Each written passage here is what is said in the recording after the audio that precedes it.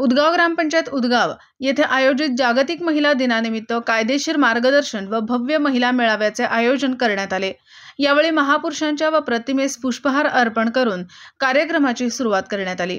तसेच उदगाव ग्रामपंचायतीतर्फे आयोजित कायदेशीर मार्गदर्शन व भव्य महिला मेळाव्यास महिला मोठ्या संख्येने उपस्थित होत्या।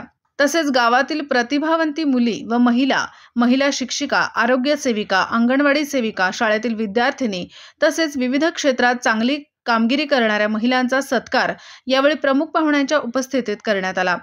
तसेच महिलांनी वैयक्तिक व बचत गटाच्या माध्यमातून नवनवीन स्टॉल प्रदर्शन आयोजित करण्यात आले होते। स्टॉलचे उद्घाटन समाजसेविका राष्ट्रवादी काँग्रेस पार्टीच्या महाराष्ट्र प्रदेश महिला सरचिटणीस माननीय जयश्रीताई पाटील यांच्या हस्ते करण्यात आले। अनेक महिलांनी सर्व स्टॉलला भेट दिली व महिला उद्योजक म्हणून समाजात नवनवीन उद्योग निर्मिती करावी, उद्योग करणाऱ्या महिलांना प्रोत्साहन जयश्रीताई पाटील यांनी केले। उदगाव ग्रामपंचायत यांनी कायदेशीर मार्गदर्शन व भव्य महिला मेळावा कार्यक्रमामध्ये महिलांना मार्गदर्शन करण्याची संधी मला दिलात, त्याबद्दल मी आपली आभारी आहे, अशा पद्धतीच्या मनोगत यावेळी जयश्रीताई पाटील यांनी व्यक्त केले।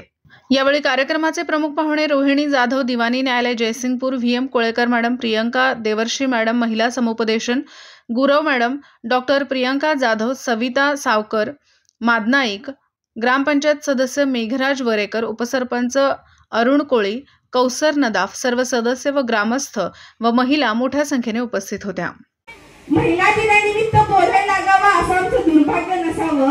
महिला म्हटलं तर म्हणतात ना 36 गुण हे महिलांमध्ये असतात, तर ते बोलण्यासारखे नाही तर ते खरंच आहेत। महिला सकाळी उठताना तिला सकाळी उठायच्या आधीच प्रश्न पडतात की मला आता उठायचंय, चहा बनवायचंय, मग नाश्ता करायचंय, मग मुलांचं आवरायचंय, मुलांना शाळेला तयार करायचंय, नवऱ्याचा डब्बा बनवायचंय, सासू सासऱ्यांना जेवण करायचंय, तिथून पुढे मग ती भांगलायला जाणार असेल, कोण कामावर जाणार असेल, कोण जॉबला जाणार असेल, तर अशी प्रत्येकाची सकाळी उठण्या अगोदरची जी सुरुवात होते ती म्हणजे भगिनी आमची म्हणजे महिला।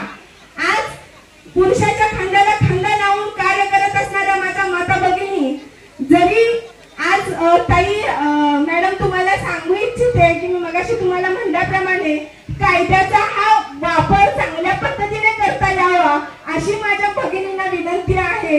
कायद्याचा गैरवापर कोणी करू नये, त्यावर काही कायदेशीर कारवाई करता येते का हे तुम्ही पण बघितलं पाहिजे, कारण आज महिलांच्या बाजूने आपल्याला एवढा मोठा कायदेशीर मजबूत एक सपोर्ट मिळालेला आहे। आज आपल्यासाठी पोलीस स्टेशन 24 तास कार्यरत असतं, महिला कक्ष आहेत, आज निर्भया पथक आहेत, हिरकणी कक्ष आहेत, आपलं कोर्ट आहे, ते आहे म्हणून आपण उठून तिथं जायचं का? हा एक पर्याय आहे का? संसार करत असताना ज्या वेळेला आपण भांडी धुत असतो त्या भांड्यामध्ये चमचा येतो, उलटणं येतं, पातेल येतं, वाटी असते, ताट असतं, हे सगळं धुत असताना ते वाजत नाहीत का हो? वाजतात की नाही? वाजतात ना? मग ते वाजत असताना तसंही संसाराचं असतं। घरामध्ये एका आईच्या पोटी 2 मुलं जन्म घेतलेली एका विचारांची नसतात, तसंच एका घरामध्ये बाहेरची मुलगी संसाराला येते त्यावेळेला आपले विचारही एकजूट नसतात।